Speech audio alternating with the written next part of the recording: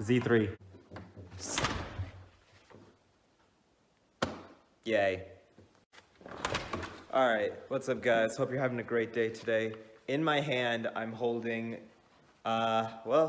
service documents. Because, as you guys know, the Z3 is broken. And I think it's actually getting worse. As usual. So to show how it's getting worse, we have to go under the hood. So under the hood, we have the M44 four-cylinder, as we all know. But under the M44, we have cardboard. And when cardboard is underneath a BMW, you know that means one thing: oil leaks.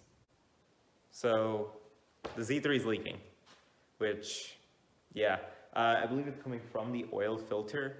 So I think that's due for a replacement, possibly. I'm not too sure. But this car is, this car's a diva.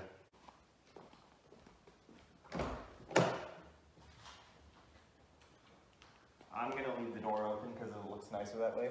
All right, I have the service records in my hand for the Z3. If you're seeing like all of that dark black stuff, that's from Sharpie because I had to blur out the details.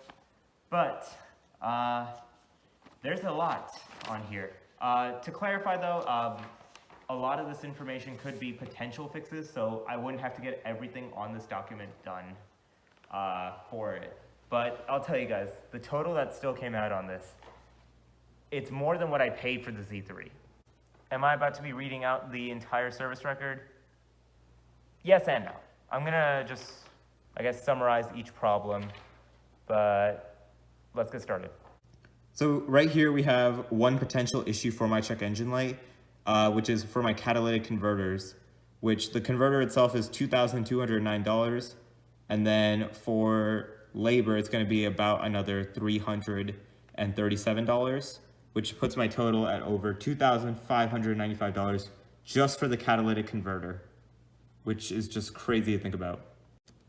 For the transmission warning light, which is explaining the lurching downshifts that I've mentioned in previous videos, that's going to come out to $4,384.41. The shift solenoid would be $821.06. The positive crankcase ventilation valve would be another $233.59. Yay. For the oil filter housing, this is to try and solve the oil leak, it's going to be $398.90.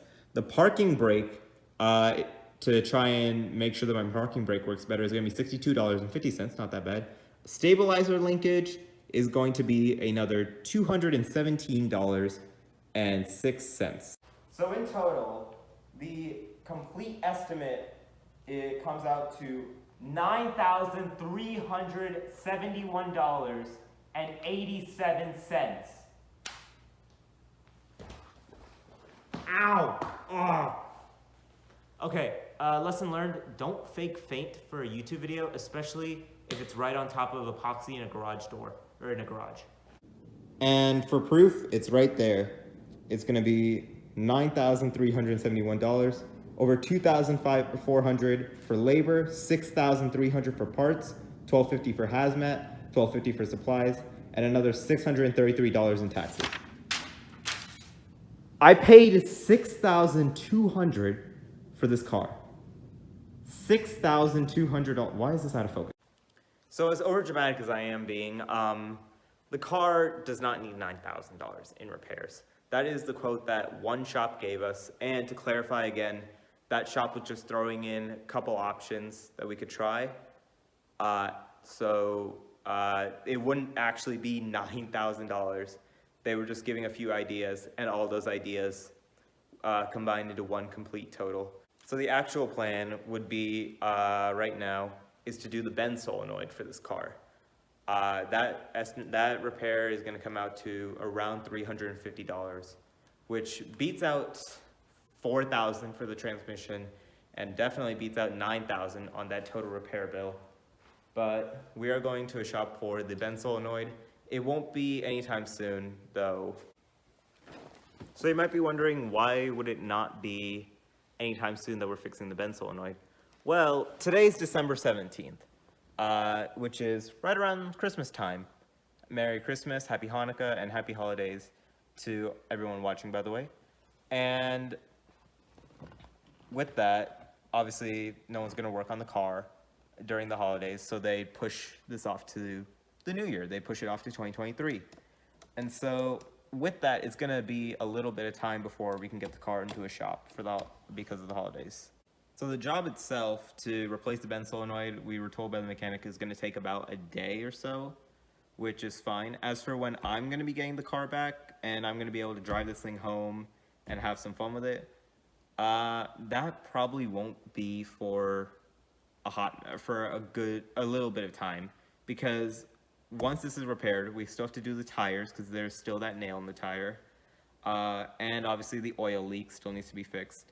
So I'm estimating that I can get this car back around late January, maybe February. Also, it depends on the weather. If it's gonna be like snowing heavily, I don't want to have to try and drive this car 2.5 hours in snow with rear-wheel drive, because I know that that's just going to be a nightmare and it's going to be scary. I'll tell you guys though, when the day comes where I can drive this car home, it is going to be a great day. I say this because I'll be honest, there are sometimes times where I just daydream about driving this car, playing the entire playlist that I have dedicated to this car. Yes, I know, I have a playlist dedicated to just driving in the Z3. That's how, yeah. I can't wait for that day. I feel like it reminds me of before I got the Z3, when I would sometimes just sit and just binge watch YouTube videos about this car. How it drove, how fun it was, all that. By the way, I was not kidding. I do have an entire playlist dedicated to just the Z3. You got songs like Oye by Pitbull, Blinding Lights by The Weeknd. You guys get the point. The theme for this was to essentially try and have a playlist of songs that you would listen to at the end of a movie when the main hero is driving off into the sunset with their perfect ending.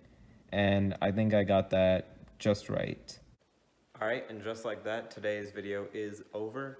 Z3 broken, but repairs are coming up soon.